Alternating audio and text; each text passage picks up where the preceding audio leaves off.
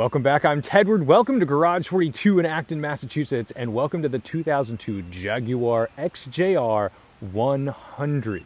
This is one of 500 examples of the XJR 100 ever produced, and it sits here in Massachusetts as part of the Depreciation Society's collection because he is all about oddball British Luxo barges, and this is probably one of my favorite cars in the fleet. Of course, we love a Bentley and a Rolls-Royce, but the XJR 100 is special because this, even though it was under Ford's ownership at the time, is probably the last true Jag. But before we get started on this Jag, I want to thank today's sponsor, AG1. We spend so much time and money maintaining our vehicles. We store them in beautiful climate-controlled facilities. We make sure that their preventative maintenance is always done and we're on top of it, but what about ourselves? We don't take care of our own bodies. And for the last month, I've started every day with AG1. I was never good at keeping track of a ton of random supplements or vitamins, but AG1 is one scoop and I'm good. And it doesn't hurt that I'm also starting my day properly hydrated instead of just drinking a bucket of coffee. I just celebrated my birthday, and I'll tell you that daily support from pre and probiotics has greatly improved my gut health, which sets me up for a happier day. Not to mention, we could all use the immune support. So if you'd like to join me, use the QR code on the screen or click my link below, drinkag1.com/Tedward to get your free welcome kit. Thanks again to AG1 for sponsoring today's video, and let's get back to the Jag. Now, the XJR 100 is named so because it's a commemoration of the 100th birthday of Sir William Lyons, a co-founder of Jag, and Sir William Lyons is responsible for pulling Jaguar out of the dregs after World War II. He's an incredibly influential figure in the business, and he deserved a special car. Now, he wasn't alive to see this vehicle, unfortunately, but we can be thankful that his commemorative car was not a Type X or Type S, because that would have been a shame. Those were the true Ford years, and we don't really love those so much. Although I'm sure they have their own little cult following. This is for me. Now, the first thing you notice about this Jag is the size. It's an enormous vehicle. Even though it's not the extended wheelbase version of the X308, it still has an incredibly long hood and trunk. Now, it's weird because being so large, you'd think it would have a lot of cabin space, but it's not. It's almost like a fighter jet cockpit. There's not a whole lot of room back there, and we'll test it out. The coolest thing about the XJR is what it's powered by. This has the V8, so it is a supercharged 4-liter V8 making 375 horsepower and 387 pound-feet of torque. Now, keep in mind, what was competing against this Jag at the time? Boom, the E39 M5. That's got a 5-liter naturally aspirated V8. It's a bit faster, but this, I believe, still shares the same top speed.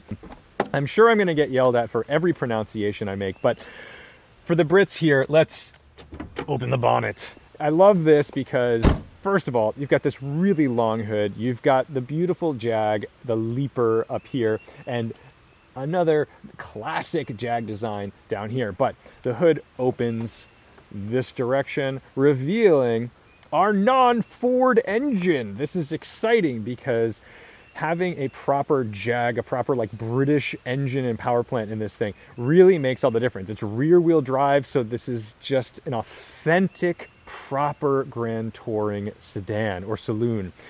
The biggest thing that separates this XJR 100, aside from the fact they were all anthracite and all have the same interior, we'll get into that in a second, but it's these 19-inch factory BBS Montreal wheels. They look stunning on this car. They are wrapped in a 255 section tire all around.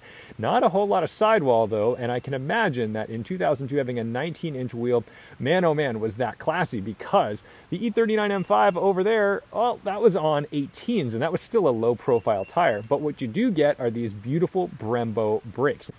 Inside every XJR 100, first you get this lovely little kick plate down here to indicate what you're in. You get black leather with the bird's eye maple.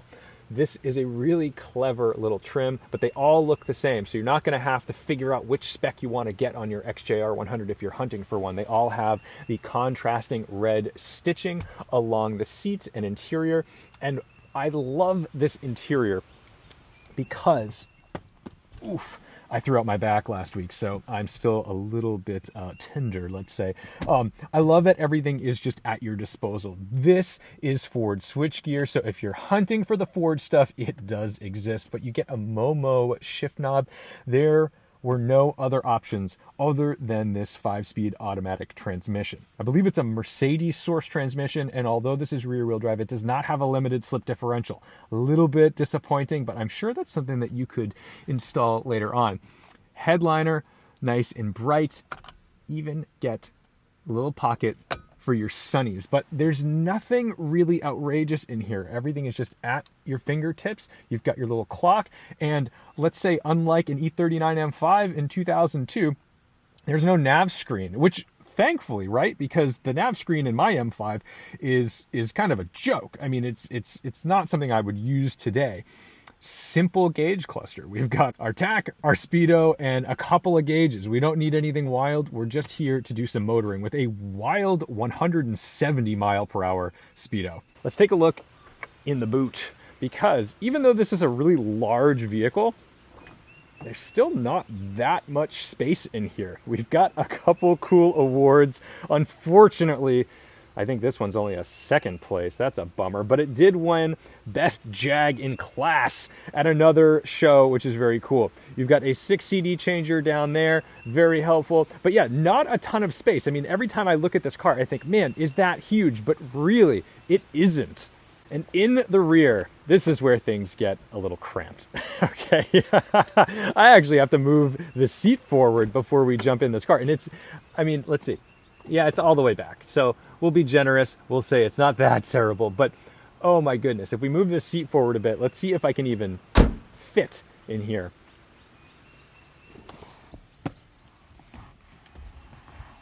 All right, not bad. Okay, this is not as bad as I thought it would be. You've got, let's see, our little ashtray down here. We've got more of this trim. We have heated rear seats on the flanks. There's a middle seat, but that one is not heated. And a little cigar lighter. Lovely. Please don't smoke in your cars. So let's jump out in this beautiful thing and see what the end of real Jag really looked like and sounded like. So the first thing you notice when you get in the car is this key. It is ancient looking. You've got the old Jag kind of logo going on there, and it's sort of that skeleton key vibe.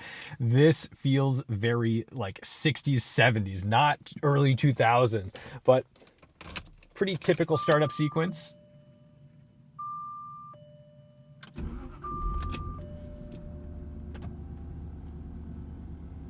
Jumps right to life. And one of the things that's really cool about this vehicle is how shallow this dashboard is. I don't have some vast dash going out. It's pretty much all right there. I'm trying to get the seat in a position that I like. It doesn't go too low. So if you're wondering, like, man, does it feel like you're sitting up high? Yeah, it does kind of have that up high vibe.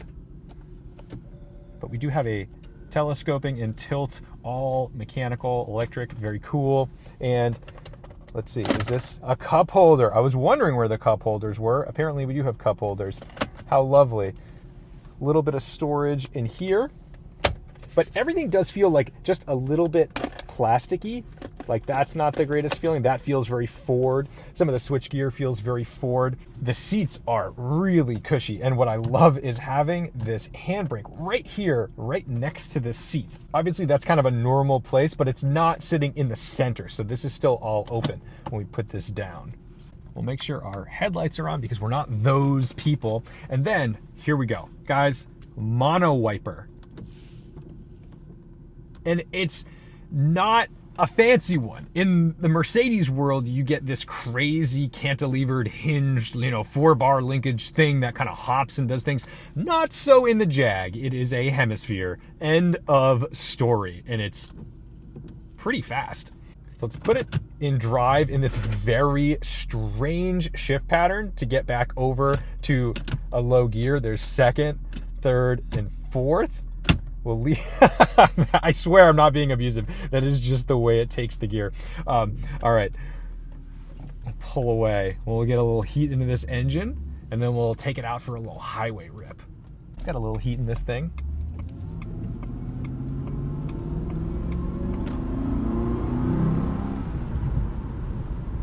this is gonna be fun when we get to the highway. Let's see how she goes.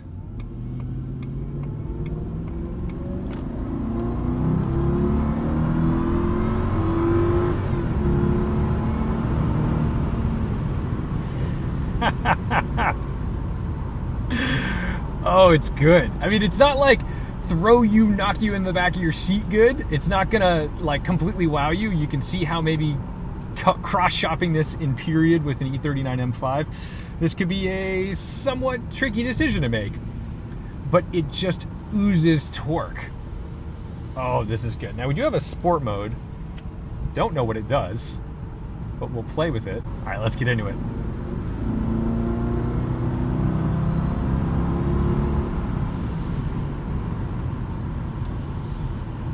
It's a beast. So those narrow sidewalls, once in a while, even on not so terrible imperfections, become apparent. Can imagine getting the wheel and tire insurance on this car was an absolute must-have, and we're gonna do our best not to hit a doctor, nurse, or orderly near the hospital while we drive this. But ooh, it's weird. The appearance of this car, oh man, am I crazy by saying Mrs. Haversham? It has this vibe of being the luxury limo. It's a little quirky, a little odd.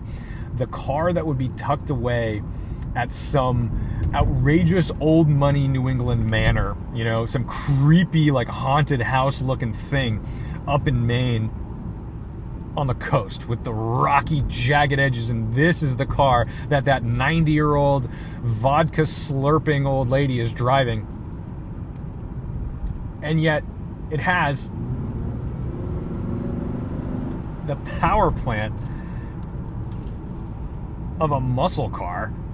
It's just, there's so much cool factor in this thing. And the fact that it's a little impractical because it doesn't have like some giant trunk and all this other stuff that like you'd get out of a 7 Series or an S-Class, that makes it cooler because it makes it like you sacrifice certain things to have the more interesting vehicle.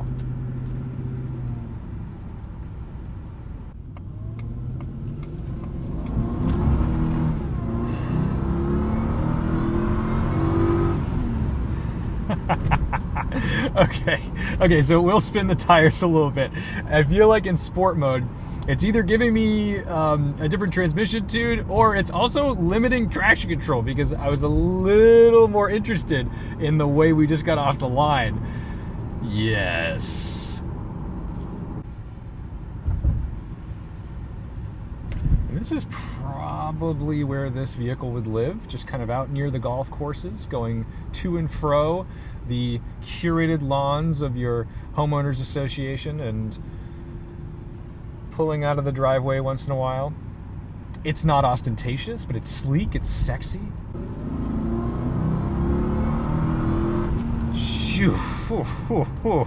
This thing screws. Okay, it's pretty good.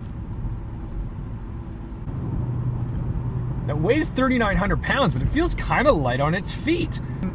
I mean, it's got plenty of torque. It's got more torque than it does horsepower, so it can just kind of dig itself all the way out from the bottom.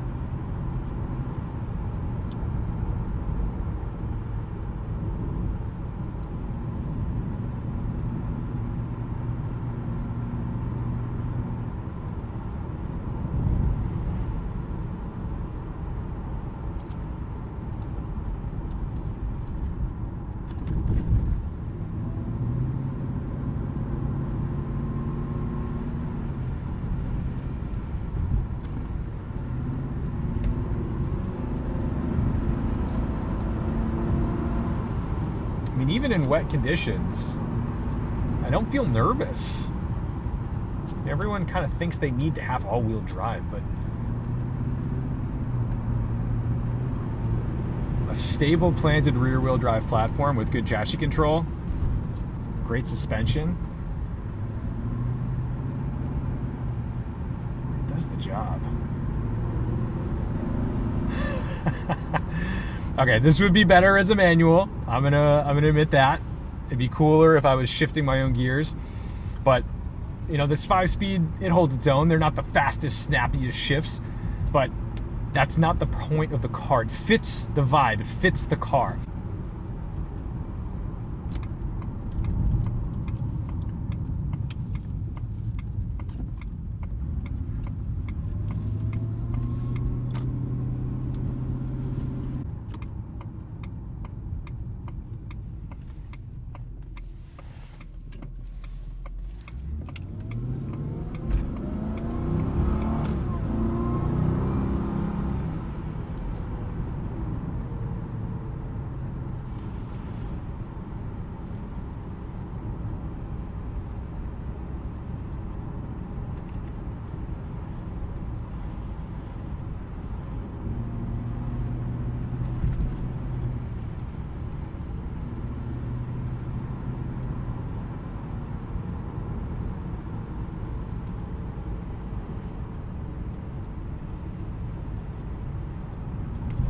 Should have worn tweed.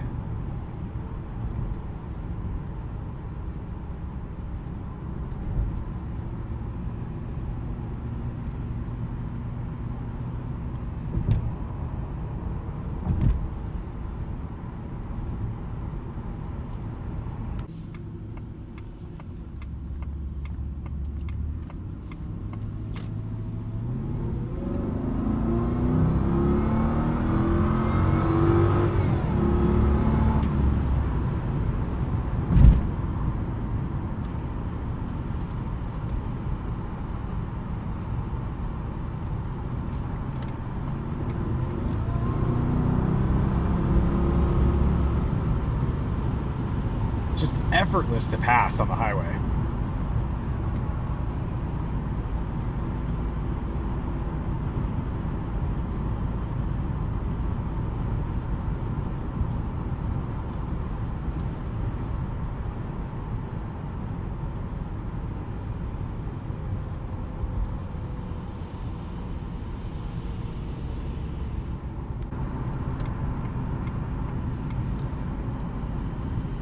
Tonka? I don't know.